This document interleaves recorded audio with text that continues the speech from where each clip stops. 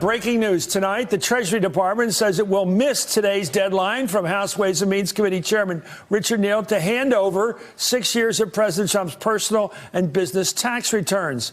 In a letter to Chairman Neal released just moments ago, Treasury Secretary Steve Mnuchin wrote, "The committee's request raises serious issues concerning the constitutional scope of congressional investigative authority, the legitimacy of the asserted legislative purpose, and the constitutional rights of American citizens. The legal implications of the request could affect protections for all Americans against politically motivated disclosures of personal tax information, regardless of which party's in power."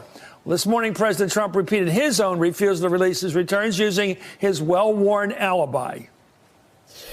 And while I'm under audit, I won't do it. If I'm not under audit, I would do it. I had no problem with it. But while I'm under audit, I would not give my taxes. I would love to give them, but I'm not going to do it while I'm under audit. It's very simple.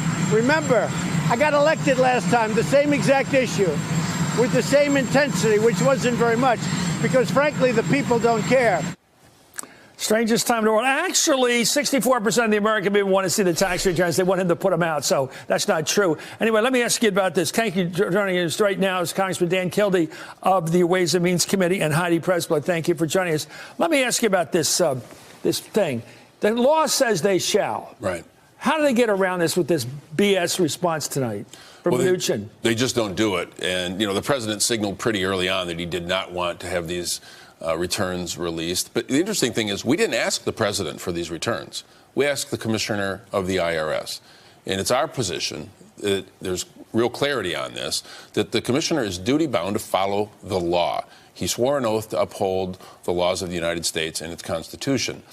Section 6103 of the tax code is one of those laws. It says he shall furnish them. And it's not up to the executive branch or anybody in it to determine for the legislative branch what they consider to be a legitimate subject of legislative inquiry.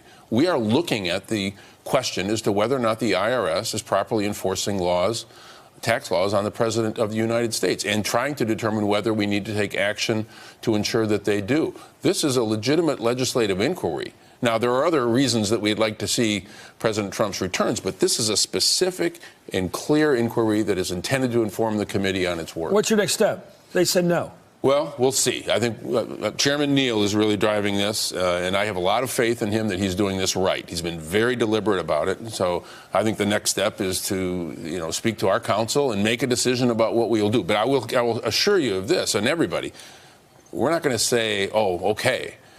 We're going to continue to assert this position, and we're going to use every legal avenue available to us. Heidi, I keep waiting for a reckoning. I keep waiting for somebody issue to get to the Supreme Court and have them decide that this president can do anything he wants, because it seems like that's where we're headed. Either we have a dictator or we have a constitutional system or not. Mick Mulvaney foreshadowed all of this weekend when he told us, you, the American people, will never see these tax returns. And that is code for the president is willing to take this all the way to the mat, possibly all the way to the Supreme Court. So the congressman and I were talking about this before. This could really take a long time to play out. But that may be exactly where it's headed, because the Democrats are not showing that they're going to cave in on this. And the White House is giving every indication that they are not going to cave in on this. You had Mulvaney's comments. We know, Chris, that lawyers at the Treasury Department and the White House General Counsel were in touch in anticipation of this, even before the formal request came through. And so what this looks like is just an attempt to stall the inevitable, which is that they're going to say no, they're going to give a denial,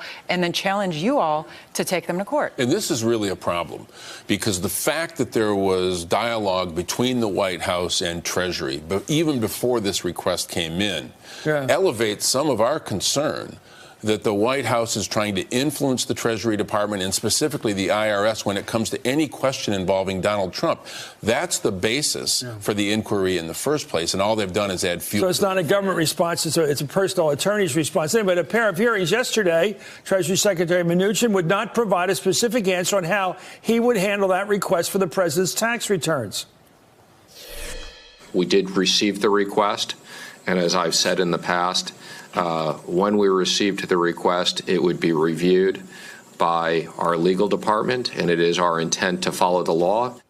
Intent to follow the law. Well, the 1924 law cited by Ways and Means Chairman Richard Neal clearly states, quote, upon written request, The Secretary, that's the Secretary of Treasury, shall furnish such committee, Ways and Means, with any return or return information. As Heidi mentioned, Mnuchin did acknowledge his department had been in contact with White House lawyers over the request. Our legal department has had conversations prior to receiving the letter with the White House General Counsel. And did they brief you as to the contents of that communication? They have not briefed me to the contents of that communication. I believe that was purely informational. You believe what was purely? I believe that the communication between our legal department and the White House General Counsel was informational. Well, at a separate hearing later in the day yesterday, Mnuchin said his department was not taking direction from the White House. Did the White House ask your team not to release the tax returns?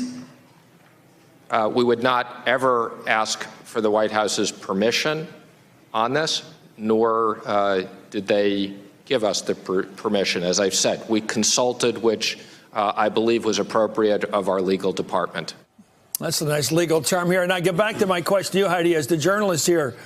It seems to me that when the law is as clearly written as that, and the letter is carefully prepared by the chairman of the Ways and Means Committee to meet all the standards of the law, carefully written over months, in fact, what's the Supreme Court going to do here? The Republican Supreme Court. Well, I'm not a lawyer, but I can tell you that politically speaking, as the political journalist, this is the president's red line. And he has made this clear from day one that delving into his personal finances is crossing that red line. And we already have an indication, Chris, of what we might find in those tax returns, a story that I believe was grossly undercovered by all of us about the Trump family's history of dodging taxes, and that Trump himself personally benefited to the tune of close to $400 million in inheritance via tax dodges from his father. So if this was a Trump family tradition or something that they've done over the years,